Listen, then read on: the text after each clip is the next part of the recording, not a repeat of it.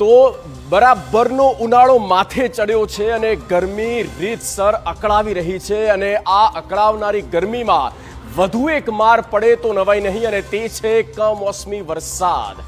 રાજ્યમાં જાણે વરસાદ પીછો છોડતો જ નથી અને ફરી એક વખત માવઠાની શક્યતાઓ પણ લગાવવામાં આવી છે। 19 થી 22 એપ્રિલ આ નોટ કરી લેજો, આ તારીખ દરમિયાન માવઠું આવી શકે, ખાસ તો ખેડૂતો ધ્યાન રાખે।